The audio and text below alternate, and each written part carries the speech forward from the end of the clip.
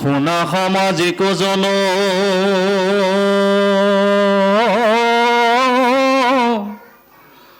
যথা জগন্নাথ কথা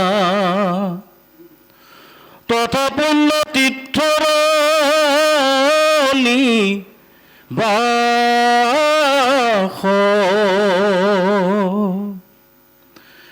সেইহে নিৰ্গুণ স্থান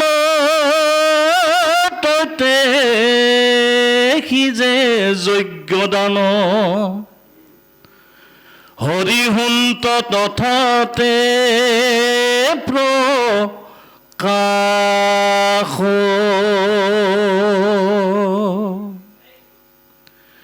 জানি শুনা কৃষ্ণ কথা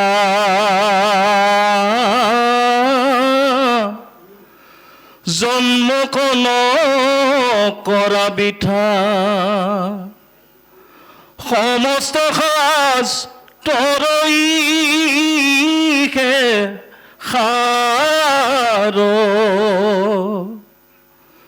কৃষ্ণ কথা পৰিহৰি ফুৰে আন কৰ্ম কৰি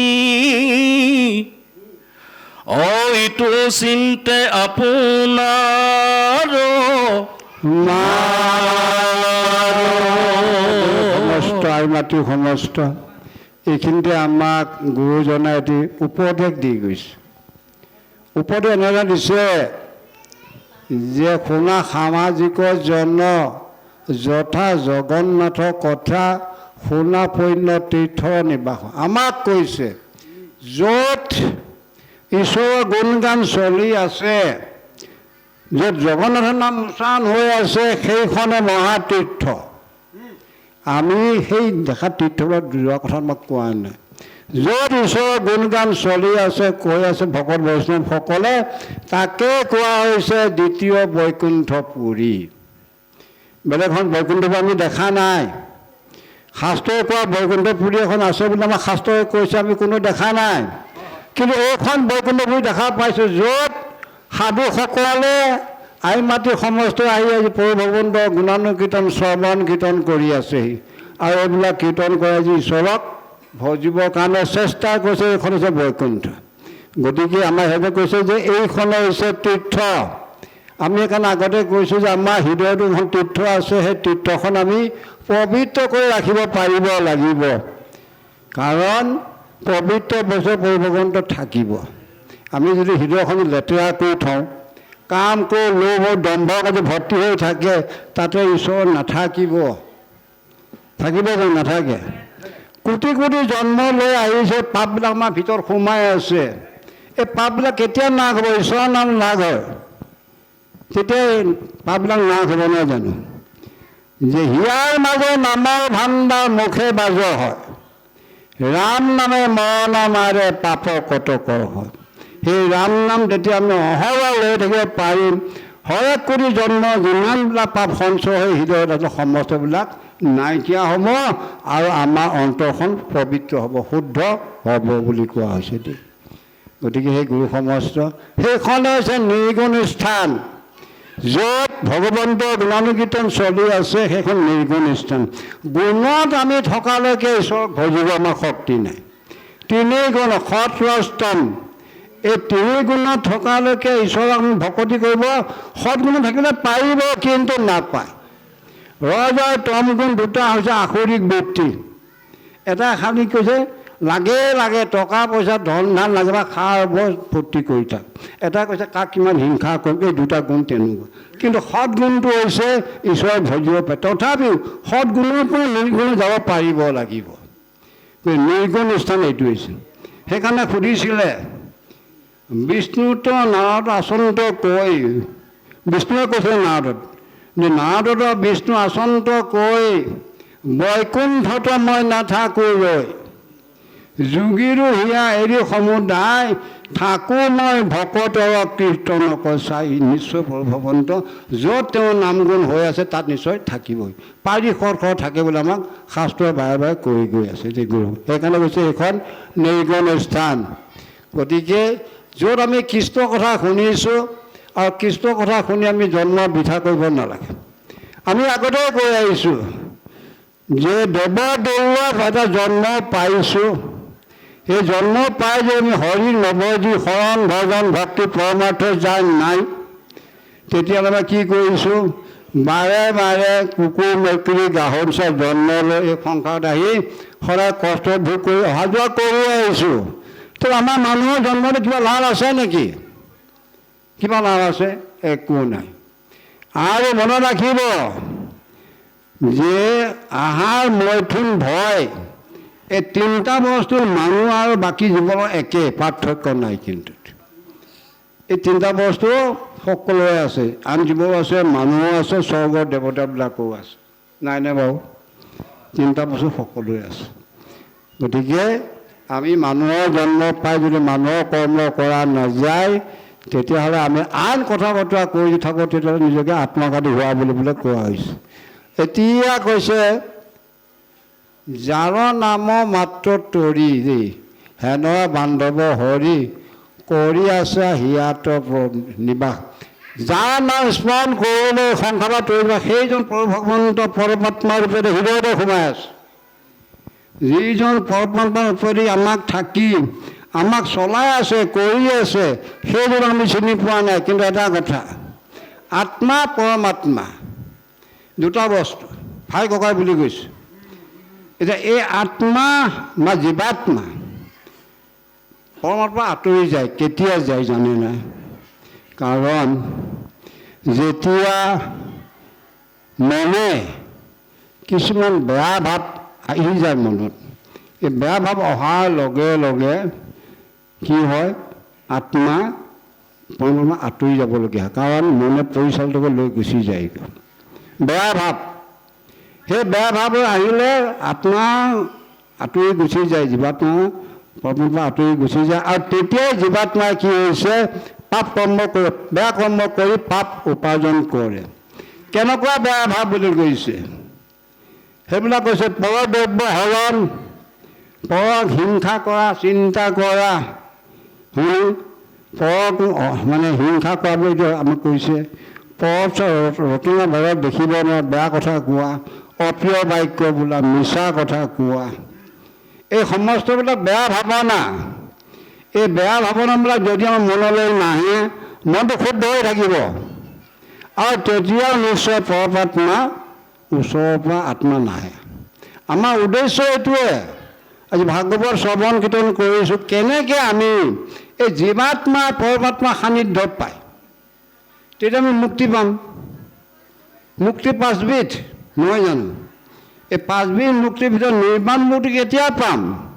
যেতিয়া এই আত্মা পৰমাত্মাৰ পৰা যেতিয়া আমি আহিছিলোঁ, আকৌ তাতে গৈ যেতিয়া লগ হ'মগৈ, তেতিয়া মুক্তি, নিৰ্বাণ মুক্তি আমাৰ হ'ব।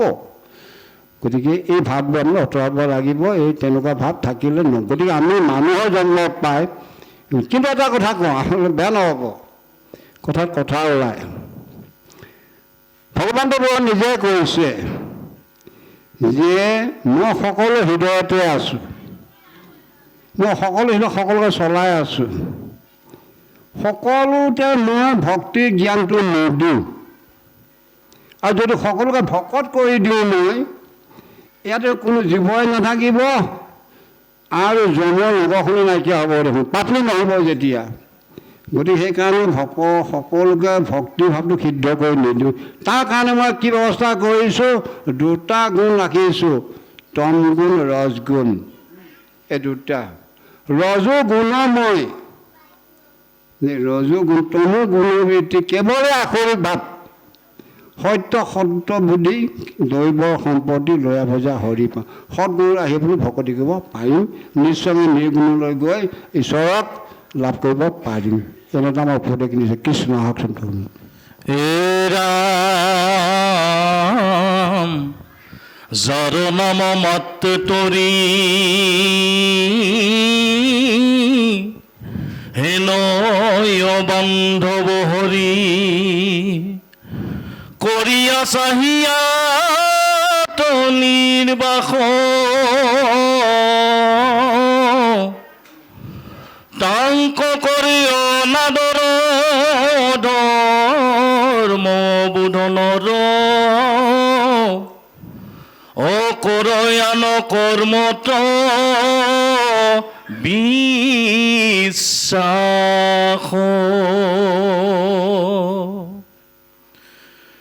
শনিয়া তোমাৰ গান্থি পিণ্ড গলে কাছ কান্থি কোচতে বাচন্তে মহাৰ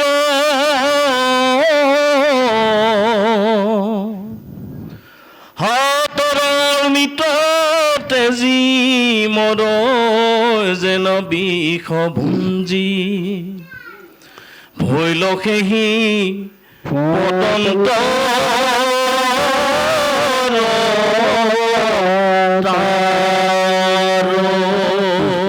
কেতিয়াবা কৈছে যাৰ নাম লৈ যি নাম আমাৰ হৃদয়তে আছে সেই নামক সেই হ'ল পৰম বান্ধৱ হৰিৰ নামৰ পৰম বান্ধৱ আপোনাৰ গুৰু সমষ্টিয়ে কীৰ্তনত পাইছে ধুনীয়াকৈ কৈ গৈছে কোৱা নাই জানো হৰিৰ পৰম বান্ধৱৰ নাম আকৌ যিটো লৈ অবিশ্ৰাম তাৰ সাতৰ কাৰ্য দেখিলে লেখা প্ৰতিলৈ সাতৰো লেখা সাতটা কাৰ্য সাধন বুলি কৈছে হৰি ল'লে কি কাৰ্য সাধন প্ৰথমে দহিবে পাতকস্বয় কৰিবে মহাপুণ্য উদ্বোধয় কৰাৰ বিষয়ত বিহ কটি কৃষ্ণতে বাঢ়িব প্ৰেমৰ ভকতি উপজাবে আদি বৈষ্ণৱ জ্ঞান মায়াক কৰিব দহি নিৰ্জন চৈতন্য মূৰ্তি পূৰ্ণানন্দ হৰি থৈ বেগে তেন্তে এককৈ নামৰ মহিমা সাতটা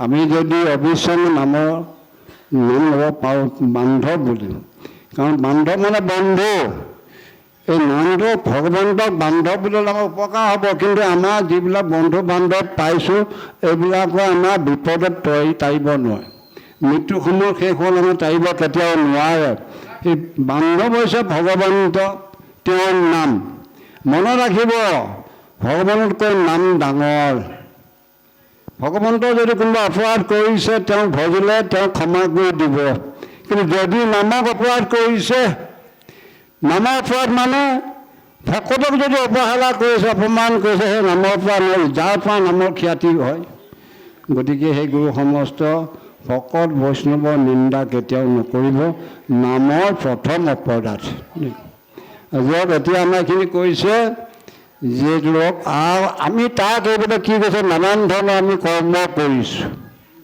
কৰ্ম কৰিলে কৰ্মটো তাৰিব নোৱাৰে কৰ্ম কৰিলে যে তাৰিব পাৰে বেলেগ কথা আছিলে কৰ্ম জ্ঞানে তাৰিতে নপাৰে ভকতি নকৰে যাবে কৰ্ম আমি কৰিব লাগিব কিন্তু কেনেধৰণে কৰ্ম কৰা যি কৰ্ম কৰিলে কৰ্মত বান নাখাওঁ অৰ্থাৎ ঈশ্বৰৰ আজ্ঞা মানি তেওঁৰ আমি ভিত্ৰ বুলি তেওঁৰ কৰ্ম বুলি যি কৰ্ম কৰিছোঁ সেই কৰ্ম যদি আমি ফল বাঞ্ছা কৰা নাই তেতিয়াহ'লে সেইটো কৰ্মত বান্ধন নাখায় আমি তেনেকৈ কৰিব নোৱাৰোঁ আমি কিবা এটা কাম কৰিলে আগতে ফলটোৱে কামনা কৰোঁ এইটো কাম কৰিলে ইমানখিনি আমাৰ হ'বই লাগিব নহয় নহয় তাৰ মনত কষ্ট পাওঁ পালে আনন্দ নাপালে মনত কষ্ট এটা আহি যায় এই গুৰু সমস্ত গতিকে আমাৰ শাস্ত্ৰৰ যিখিনি কথা আমাৰ সেইখন হাততে অমৃত আছে কিন্তু আমি সেই অমৃত ত্যাগ কৰি বিষপান কৰি আছোঁ নহয় জানো আমি কিহৰ কাৰণে অমৃত ত্যাগ কৰিছোঁ বুলি কৈছে অমৃত হৈছে এইখন অমৃত শাস্ত্ৰ এই অমৃত শাস্ত্ৰখন পাণ কৰিব লাগে যিসকলে চতুৰ লোক সেইসকলে সাধু সংগ অনুসৰি অমৃত পাণ কৰি থাকে তেওঁলোক গতি পায় আৰু আমি মূৰ্খৰ কাৰণে আমি কি কৰিছোঁ ক'ত ভাল বস্তু জিভাৰ জুতি বিচাৰি ফুৰা ভাল বস্তু ক'ত পাম কি পাম জিভাৰ জুতি লৈ ফুৰিলে আমাৰ মৃত্যু অনিবাৰ্য কৃষ্ণ প্ৰভু ৰাম সাধু মহাসৰ্বসিদ্ধি ভকতৰ নৱনিধি মাধৱৰ অৰুণ চৰণ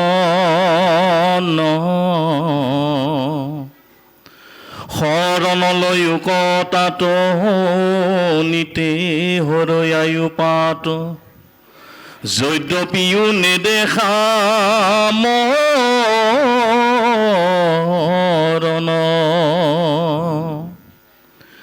এ ৰামানজতে সবে ধান্দা নামক গলত বান্ধা মৰণ সম্বল দিনাম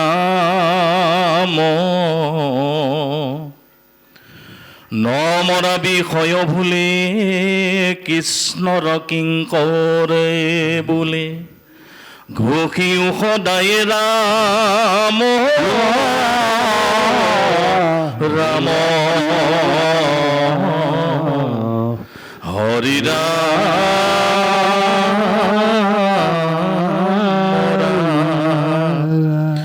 হৰি ৰাম ৰাম ৰাম।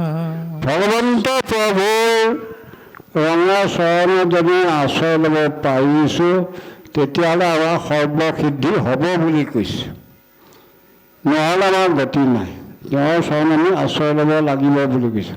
আমাৰ মনত পেলাই দিছে আৰু কি কৈছে শৰণ লৈক তাত নিতে হৰ আয়ু পাত। আমাৰ দিনে দিনে মুহূৰ্তে মুহূৰ্তে আমি মৃত্যুৰ মুখত আগবাঢ়ি গৈ আছোঁ।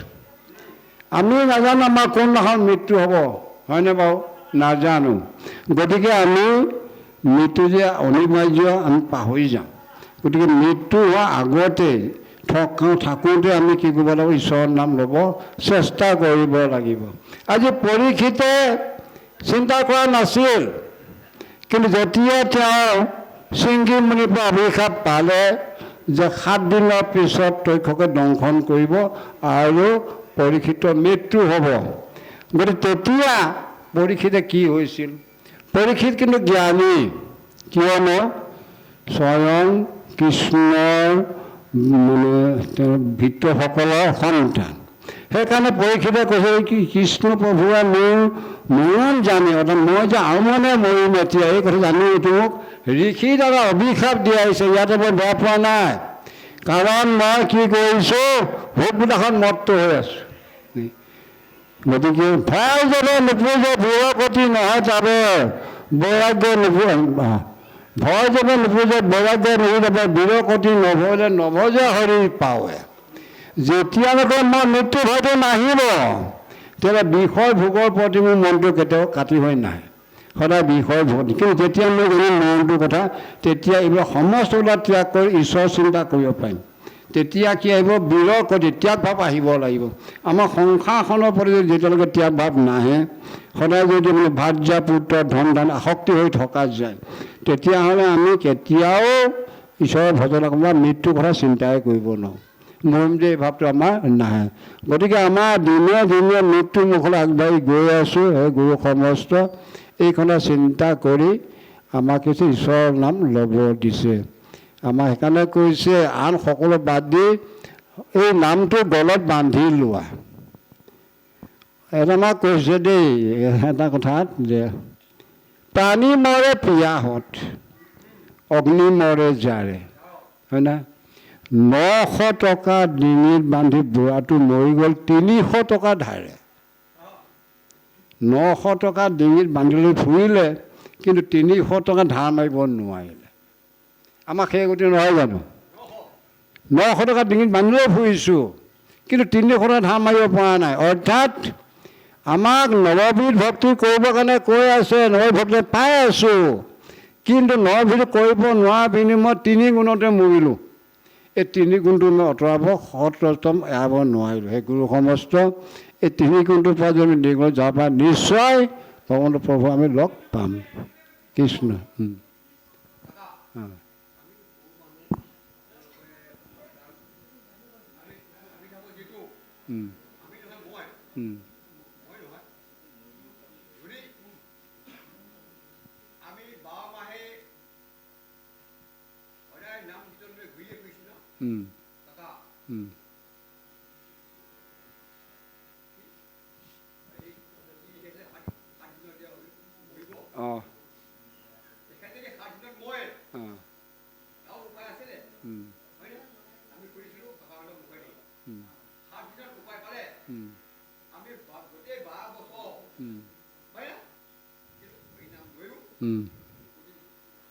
নাপায়। সেইটো কথা হৈছে কি জানে, এতিয়া মই সেইকাৰণে আগতে কৈছোঁ, পৰীক্ষিতে নিৰ্দিষ্টকৈ জানি মই 7 দিনত মৰি যাম।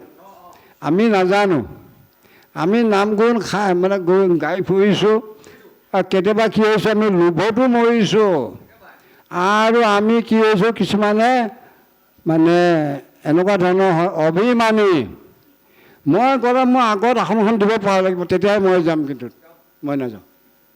মোৰ আসনখন আগত লাগিব, মোক ভাল বস্তু লাগিব, এইবিলাক অভিমান। এনেকুৱা অভিমান থাকি ভকতি কৰিলে ভকতি সিদ্ধ হ'ব জানো? কেতিয়াও নহয়। ভকতি কৰিবলৈ নৰম হ'ব লাগিব, নম্ৰ, সকলোতকৈ নম্ৰ হ'ব পাৰিব লাগিব দেই। যা হওক বাৰু, আমি এতিয়া পদলৈকে আহিছোঁ। কৃষ্ণ পদ। হে ৰাম নিগদতি সুত শুনি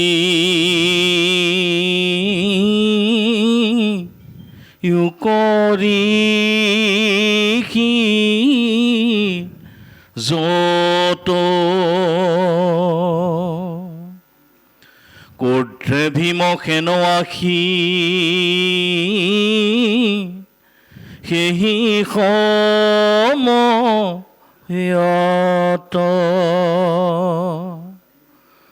দশন চুবায়া কম্পে কম্পায়া শৰীৰ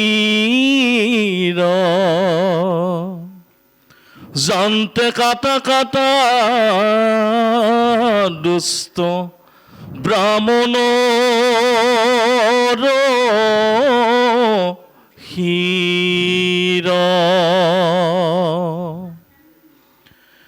দ্ৰৌপদী বুলন্ত ৰাখা আন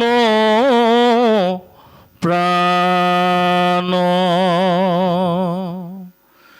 কাটা কাটা বুলি ভীমে অপাইলা সন্মি ধান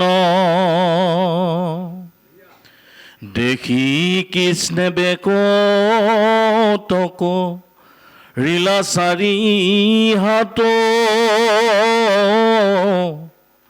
অ ভাণ্ডন্ত কন্দন দুয়ো এৰায়ুত পাত। কৃষ্ণ। আমি আকৌ আগৰ আহিলৈকে আহিছোঁ উপদেশৰ পিছত। যিহেতু দ্ৰৌপদীয়ে পঞ্চপাণ্ডৱক কৈছিলে এওঁৰ হাত ভৰি বান্ধবিলাক খুলি দিয়া, অতি সোনকালে খোলা। মই 5টা পুত্ৰৰ মৃত্যু যি কষ্ট পাইছোঁ, এওঁৰ মাতৃ গৌতমী তেনেকুৱা ধৰণৰ শুনি কষ্ট পাব, হয়তো মৃত্যু হ'ব পাৰে, গতিকে এৰি দিয়া বুলি পেলাই কৈছে। ইয়াৰ পিছতে এতিয়া ভীমে ক'ৰবাত আছিলে, ভীমে আহি পেলাই ক'ৰবাত গৰ্জি আহিছে এফালৰ পৰা দেই, আহি পেলাই কৈছে যে দশনে চুবাই কোপে কাম কৰে শৰীৰ কঁপি গৈছে খঙত ভীমৰ, আৰু কৈছে কাটা ইয়াক। সিটো কাটিবলৈ অতি সোনকালে কাটাই, নিজৰ বামুণৰ বদমাইছ, ইয়াক সিটো কাটি পেলোৱা বুলি বাৰে বাৰে কৈছে। ইফালে দ্ৰৌপদীয়ে কৈছে, মানা কৰিছে যে কাটিব নালাগে, ভীমে কৈছে কাটা কাটা। কি কৰিব এতিয়া? ভীমে কৈছে কাটা, দ্ৰৌপদীয়ে কৈছে নালাগে কাটিব। এতিয়া সেইকাৰণে প্ৰভু ভগৱন্তই কৈছে 400 দেখুৱাই 2টা কণ্ডল ভাঙি দিছে। কেনেধৰণে ভাঙিছে আমি পিছৰখিনিত গম পাম। কৃষ্ণ যাক। হে ৰাম দুয়ো হাতে 2 কণিব তাই লাজ দৌৰাই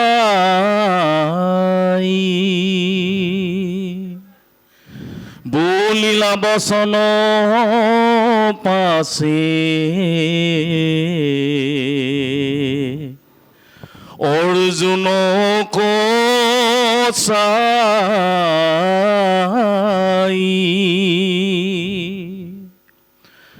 দ্ৰৌপদীৰ বচন কি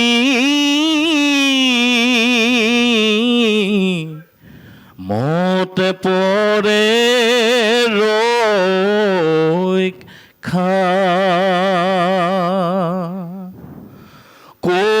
বুদ্ধি ৰাখি বাভি মোৰ মহাকৈ খা বলিলাও আপুনি শিৰ কাটিব বতে তিনি কথা বাবে ৰক্ষা পৰে কেন মতে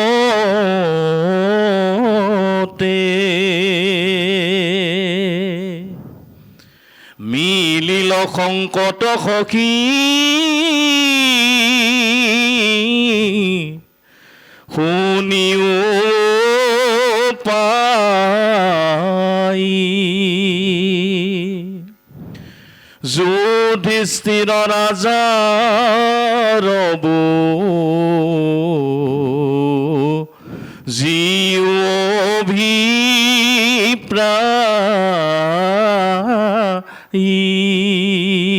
কৃষ্ণ এতিয়া চাওক প্ৰভু ভগৱন্তই ইফালে দ্ৰৌপদীকো মানা কৰিছে দুখন হাতেদি, আনফালে ভীমকো মানা কৰিছে, বুজাইছে। তাৰপিছতে অৰ্জুনক কৈছে, অৰ্জুনক বুলি কৈছে দ্ৰৌপদীৰ বচন কিমতে পৰে ৰক্ষা বুলি কৈছে। অৰ্থাৎ কোনো বুদ্ধি ৰাখিবা ভীম মহাকক্ষা। সেই সখা অৰ্জুন, তুমি চিন্তা কৰা কি প্ৰকাৰেদি দ্ৰৌপদীৰ কথা ৰক্ষা পৰিব, অৰ্থাৎ তাইতো মাৰিব নালাগে বুলি কৈছে।